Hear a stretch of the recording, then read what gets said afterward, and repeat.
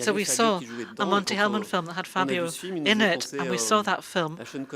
And of course we thought of Sean Connery. We thought to ourselves, well, actually, there he was, dressed in a white suit and a white Panama hat, which reminds us of Dirk Bogarde, as well in Death in Venice. And we said, why don't we make a Euro spy crossed with Death in Venice? That was 10 years ago. And we saw that film, and then bit by bit we arrived at this film.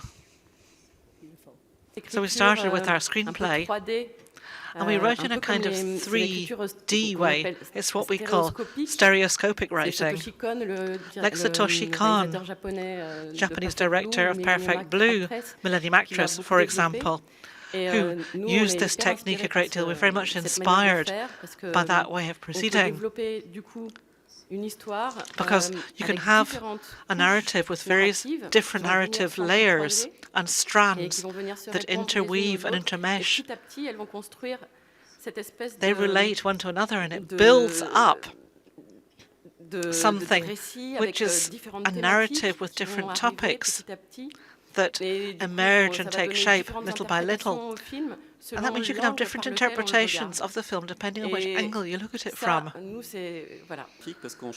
course, we use cinematographic tools. We're looking to have a kind of orgasm in the audience, so to speak, a visual orgasm. It's the whole work of the director of photography, Manu Dacos, and also our editor, Bernard Beets. There's the background that Hélène was talking about, and then there's this ecstasy that we attain subsequently. We want the film to be a real experience and to have the same impact on you that it had on us. It's really focusing on the senses. So we drew on all of the tools of cinema to narrate in a way that's as visceral as possible. We don't want it to be didactic or intellectual and cerebral. We really want to bombard you in this intuitive kind of way and make people feel something. On the first day of the shooting, I saw that there were these two slightly crazy, in the best sense of the term, directors who write the screenplay and say, well, when John kisses his partner, there's lightning, and then the light changes. That's the kind of thing they write in the screenplay, and then around them there's an amazing crew, and they try with them to put that into practice. And I saw this real direct process of creative collaboration. We've got a special lens that one of the camera team has, so you can get flashes of lightning on their face. You've got the DOP who's got the camera, and at the moment, when they're on the verge of cinematographic orgasm, they say, go, that's it, that was it right now. Let's shoot now. And then once they've got that, they move on to the next thing, because there's 2,000 more scenes to be made. So it was very full of pleasure and very collaborative to build this film that we all experienced, to try to convey what they had imagined and dreamt up. It was a childhood dream to create this Euro spy, this James Bond kind of film. It's also something linked to Italian graphic novels. There was Diabolic. We had an animated film that we made as well, which was very, very dark. And we needed some sunshine, some fun as well. That's what we were looking for.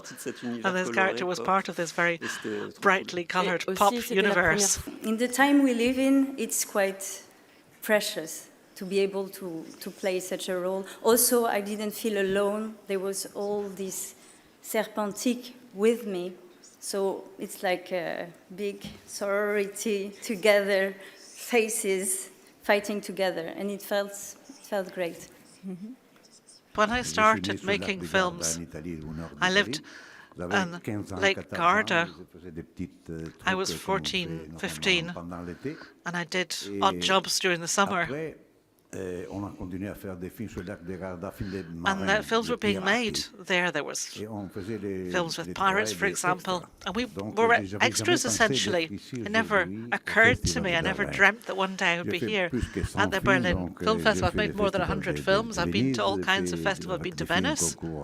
I've had a filming competition in Cannes, but I'd never been to Berlin before. So being here today, I've already won, I have to say.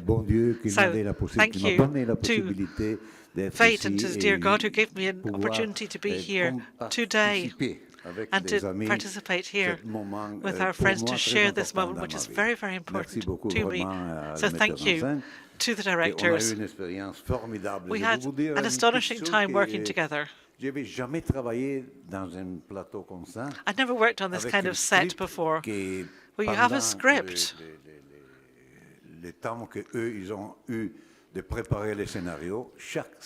And every single scene had a storyboard. There's a whole host of frames, and there was a photo, and there were texts written for every single one, and drawings. For every scene, you had a separate storyboard. I'd never seen anything like that ever. I'd never worked with directors who were prepared in that way, who were so meticulously detailed in their preparation. I was in Brussels as well, also for the first time in my life. And I was there to dub a film, and I spent an entire day dubbing the breathing of the characters. And they were like, breathe with your mouth open, breathe like this, breathe with your mouth closed,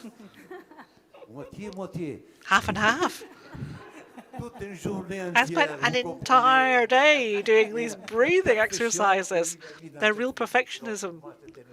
So it was quite a striking and amazing experience. So thank you to Bruno and Hélène.